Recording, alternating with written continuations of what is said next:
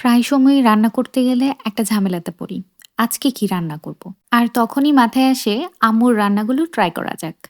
হঠাৎ করে মনে হলো যে কচু দিয়ে অনেকদিন ইলিশ খাওয়া হয় না, তো কচুর তরকারি রান্না করি। পাশের বাসার কাকার কাছ থেকে একটা কচু নিয়ে এসেছিলাম। তো এই কচুর যে নিচের অংশটুকু থাকে আমাদের এলাকাতে এটাকে বলে থাকি কচুর মোতা বা মোতা একেকজন একেকভাবে বলে আসলে। আসলে এটা কচুর নিচের যে অংশ মূল সেটাই মূলত রান্না করেছি। এটাকেও কচুই বলে। তো এটাকে প্রসেসিং করে ভালোমতো ক্লিন করে নিয়েছি। আর তার সাথে একটা ইলিশ মাছ বের করে নিয়েছি। ইলিশ মাছটাকেও কেটে ধুয়ে ভালোমতো পরিষ্কার করে নিয়েছি। এরপর এখানে মসলা এড করব। দিয়ে দিচ্ছি স্বাদমতো লবণ, ১ চামচের মতো হলুদ গুঁড়ি আর ১ চামচের মতো মরিচ গুঁড়ি। এবার এগুলোকে মেখে নেব। আর এইদিকে আমার এই কচুর আ মূলটা এটা কেটে নেওয়া হয়ে গেছে। এরকম গোল, গোল করে কেটে নিয়েছি। আর তারপর গরম পানি দিয়ে একটু ধুয়ে নিয়েছি। এর যে এক্সট্রা কষটা থাকে সেটা চলে যাবে। এরপর একটা প্যানে পরিমাণ মতো সরিষার তেল দিয়ে নিচ্ছি। তেলটা দিয়ে মাছগুলো ভেজে নেব উল্টে-পাল্টে।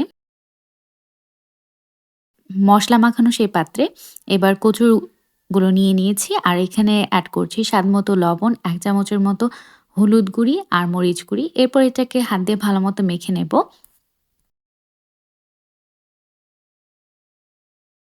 মসলা মাখানো হয়ে গেছে।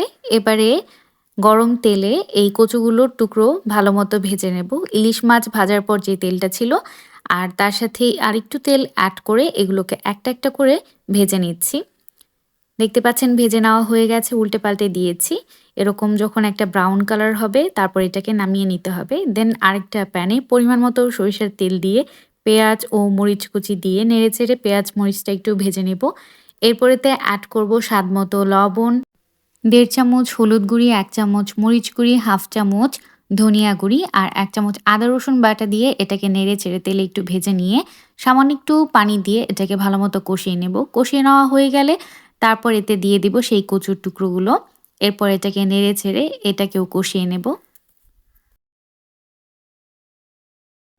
এবারে এতে একটু পানি এড করব। এতে করে কচুটা ভালোমতো সেদ্ধ হয়ে যাবে আর তার সাথে কষানোটাও কমপ্লিট হয়ে যাবে। এরপর একটা ঢাকনা দিয়ে ঢেকে দিচ্ছি।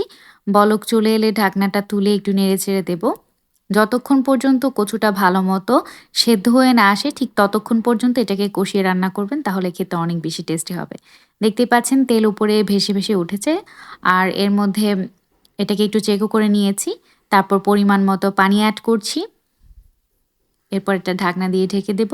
বলক চলে এলে মাছটা উপরের দিক থেকে ছড়িয়ে দেব। একটা হাতায় দিয়ে মাছটা সেট করে দিচ্ছি আর হালকা হাতে একটু নেড়ে-চেড়ে দিচ্ছি। এখন একটু হালকা হাতে তরকারিটা নেড়ে দিচ্ছি, যেন মাছগুলো ভেঙে না যায় বা কচুটাও ভেঙে না যায়। এভাবে করে উল্টে-পাল্টে একটু রান্না করে নিচ্ছি। এতে করে কচুর যে একটা স্মেল আছে সেই স্মেলটা যেন মাছের ভেতরে ভালোমতো ঢুকে যায়। এরপর একটু লবণ চেক করে লবণ এক্সট্রা এড করে নিলাম। এরপর এটাকে রান্না করে নিলাম। দেখতেই পাচ্ছেন লাস্ট লুক। খেতে কিন্তু অনেক বেশি টেস্টি হয়েছিল।